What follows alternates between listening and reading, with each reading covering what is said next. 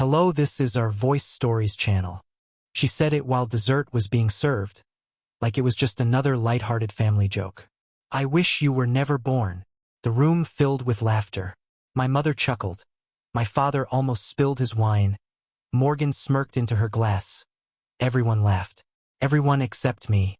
I set my fork down carefully, feeling my chest burn as though every word had been dipped in acid. I didn't raise my voice or roll my eyes.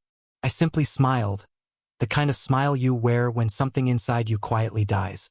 Then I answered calmly and clearly, "Well, Brooke, the feeling's mutual. The only difference is, I actually have the power to make that wish come true." The laughter stopped. The silence that followed felt like glass shattering, sharp, fragile, final. In that moment, something ended. That was the last night I ever sat at my mother's table. My name is Lila. I'm 32 years old, a high school English teacher, divorced, and for most of my life, invisible. The kind of invisible that doesn't happen all at once, but slowly, fading year after year until no one notices you're even there. They didn't realize it yet, but I was about to vanish from their lives completely. And when I did, their perfect little family would never look quite the same again. Sometimes, the deepest revenge isn't loud. It's the silence that follows your absence. I'm the middle of 3 daughters. Morgan, the oldest, was the golden one. She was born polished, straight-A student, debate champion, the kind of person who won awards just by breathing. Every mistake she made was excused as a valuable learning experience. Brooke, the youngest, was the dreamer, the artist, the fragile soul everyone adored. She was dramatic, emotional, and always needed rescuing. Creative spirits need freedom, Mom would say, while Brooke painted in the basement at 28, living rent-free and painting emotions instead of paying bills. And me? I was the dependable one.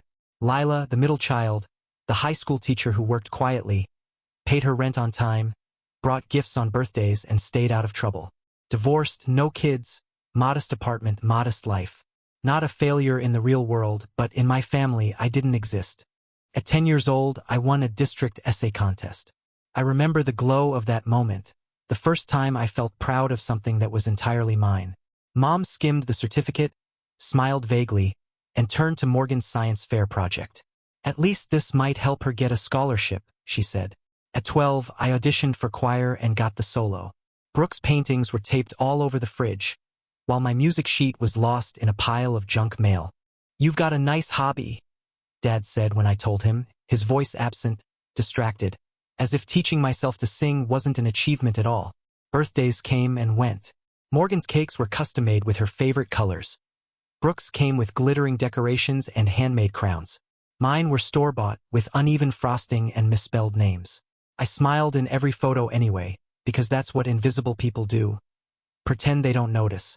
By adulthood, my place in the family was sealed. I was the listener, the one who showed up early to help cook, the one who remembered everyone's anniversaries and sent cards when no one else did. I carried their emotions like fragile glass, protecting them from each other, smoothing every conflict. But no one ever asked how I was. That Thanksgiving, the night everything changed, started like every other family dinner. Morgan had just made senior partner at her law firm, and Mom decided to host a celebration.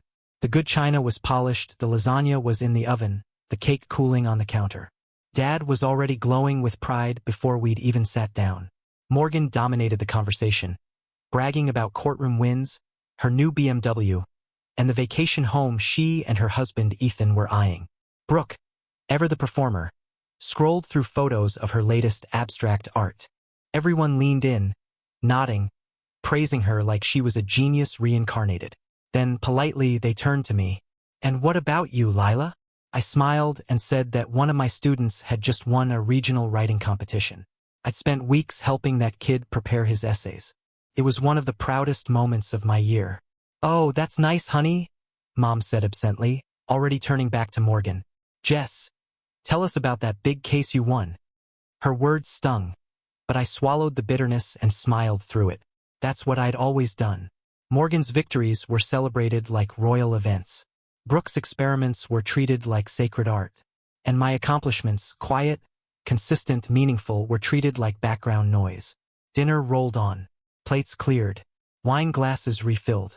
Dad raised a toast, pride dripping from every word about Morgan's promotion. Brooke added her usual dramatic flair, making everyone laugh. The table sparkled with joy, except for the place where I sat, staring into my plate, feeling like a ghost at my own family's table.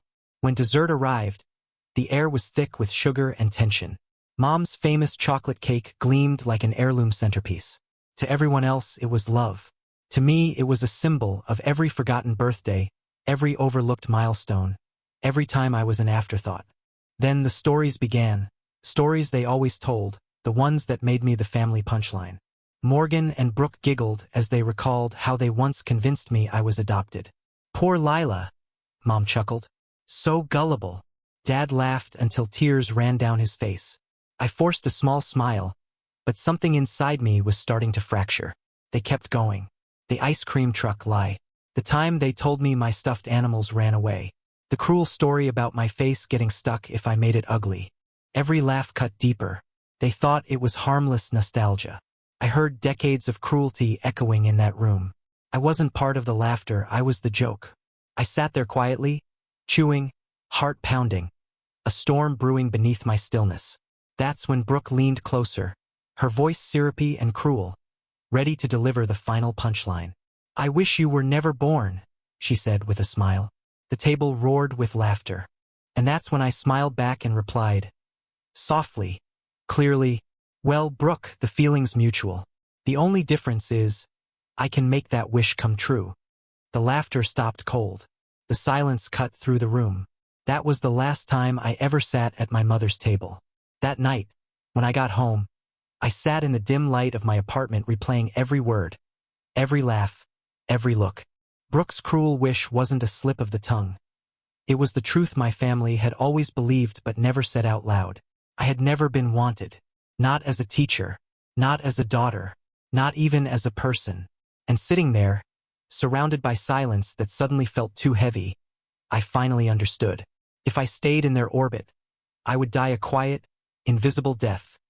Unnoticed, unmissed, unloved. That realization hit harder than any insult could. So I whispered the only vow that mattered. I will not be their target again. I will not pretend cardboard cake tastes sweet. I will disappear not in shame but in strength. Not running away but walking forward. If Brooke wished I was never born, I'd give her a version of that wish she'd never forget. I would erase myself from their story, completely. The silence in my apartment shifted. It no longer felt empty. It felt alive, almost electric, like possibility was whispering through the walls. For the first time, I didn't hear loneliness, I heard freedom. That night, I opened my laptop and began searching for teaching jobs. Seattle, Portland, Denver. Cities far enough away that no one could drop by just to check in.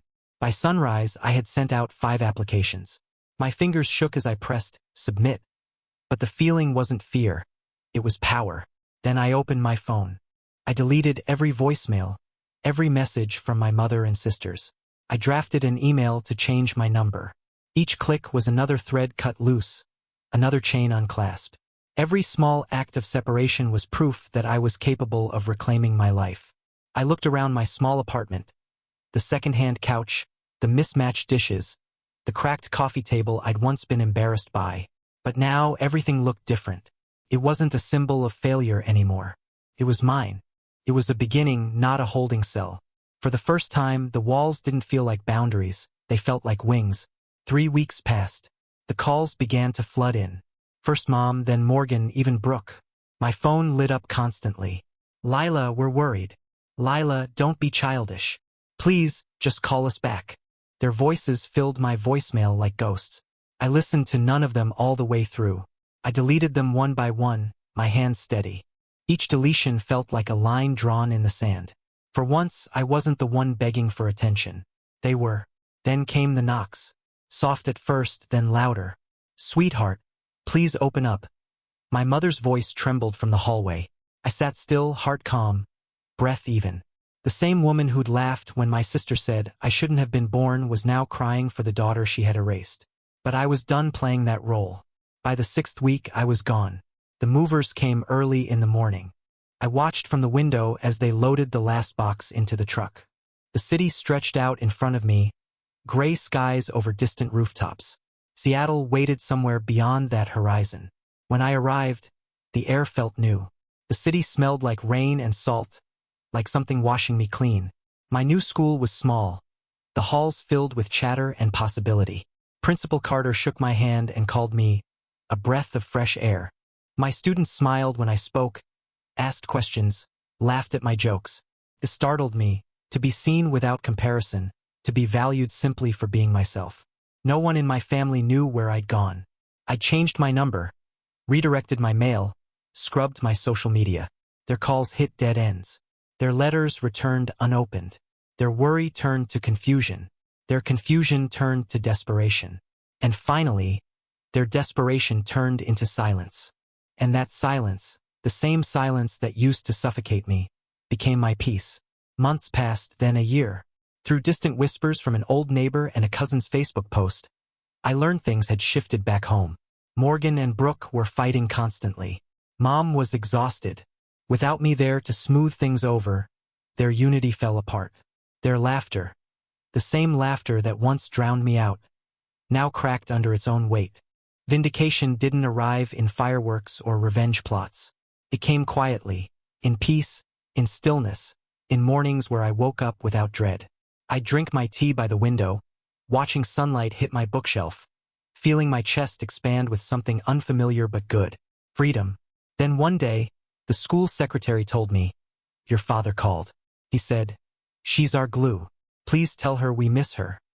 I smiled sadly. Glue. That's all I'd ever been to them, the thing that held their broken pieces together.